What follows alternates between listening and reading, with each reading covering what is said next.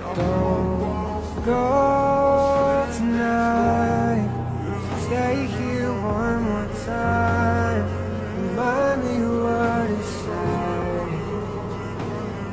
And let's fall in love one more time.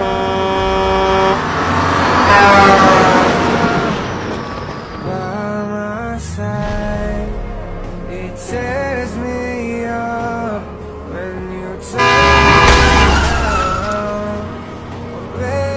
Ketua gangster ini sangat terkejut ketika melihat dirinya bertukar tubuh dengan seorang anak yang sebelumnya dirinya tolong. Namun Kim di sini mengingat kejadian semalam, dia pun berpikir jika dirinya saat ini sedang berada di dalam mimpi. Namun tak lama anak buahnya pun datang, yang dimana di saat itu mereka belum menyadari jika anak yang saat ini mereka hampiri adalah ketua mereka yang sudah berpindah tubuh. Dan saat Kim di sini menyapa kedua anggotanya, Dongso di sini yang kesal terhadap anak ini karena telah membuat ketuanya tewas, dirinya pun langsung melepaskan pukulannya pada Kim saat itu.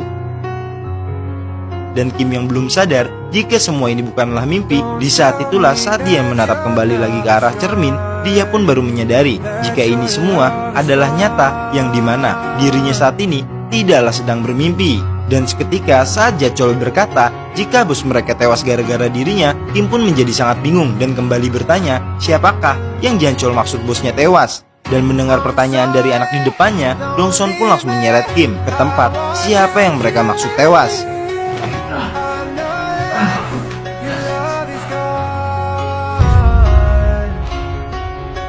Dan saat berada di tempat peti keramasi, sungguh terkejutnya Kim melihat dirinya yang sesungguhnya sudah tewas dan akan segera dimakamkan. Dan Kim yang tidak terima melihat itu semua karena dirinya sebenarnya masih hidup, dia pun langsung mengacak-acak tempat itu dan meyakinkan pada seluruh anggotanya jika dirinya adalah bos mereka.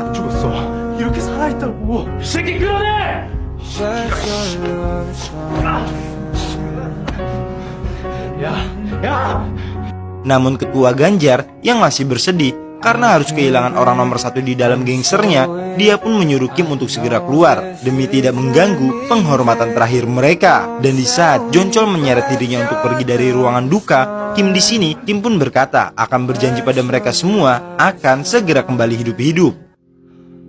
야, 그 묘자리 가서 돈으로 물러라.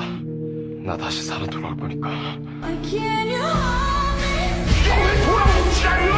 Sehingga Joncol yang mendengar kata-katanya menjadi sangat kesal dan ingin menghajarnya kembali. Dan Kim yang masih belum terima jika dirinya sudahlah tewas, dia pun langsung pergi ke kamar mayat dan memeluk jasadnya sendiri, berharap rohnya bisa kembali pada tubuh aslinya.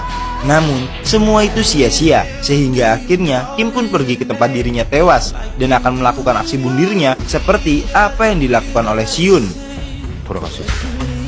가자. Namun saat melakukan aksi bunuh dirinya, Kim pun malah terjatuh tepat di atas bus, sehingga nyawanya terselamatkan dan kembali lagi ke rumah sakit. Dan di sini saat Kim mendengar jika jasad aslinya sudah dimakamkan 3 hari yang lalu karena dirinya selama ini tak sadarkan diri selama 3 hari, di saat itulah dia pun langsung terdiam mendengar tubuh aslinya sudah menjadi abu.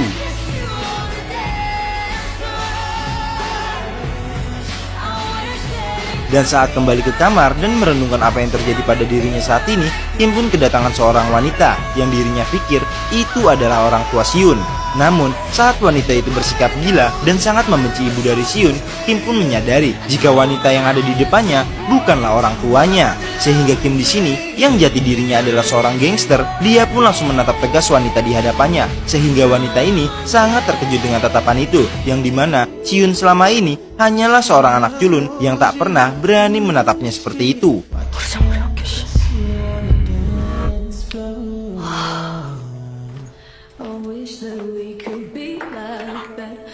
Dan setelah wanita itu pergi, Kim pun menyadari jika kehidupan Siun ternyata sangatlah rumit. Dan saat Kim membuka tablet milik Siun, dia pun sangat terkejut melihat semua curhatan kehidupan Siun yang akhirnya membuat Siun nekat untuk bundir di jembatan saat itu. Dan saat Kim membaca diarinya yang ditulis Siun di dalam tabletnya, sungguh terkejutnya Kim jika ternyata Siun melakukan bunuh diri karena selama hidupnya selalu dirundung di sekolahnya. 싫다고 거절하면 끝없는 폭력이 이어졌다. 씹어먹어도 시원 재밌어. Dan setiap perundungan yang dilakukan oleh teman-temannya, semua itu Xian catat lengkap di dalam diarinya. Sehingga Kim yang membacanya, begitu teganya para berandalan itu merundung Xiun, dia pun sampai merusak tablet Xiun karena terbawa emosi. Dan akhirnya Kim pun mengerti mengapa dirinya saat ini berada di tubuh Xiun, karena dirinya harus membalas dendam dan menghancurkan para berandalan itu yang telah merundung Xiun selama ini. Dan nantikan part selanjutnya ya guys.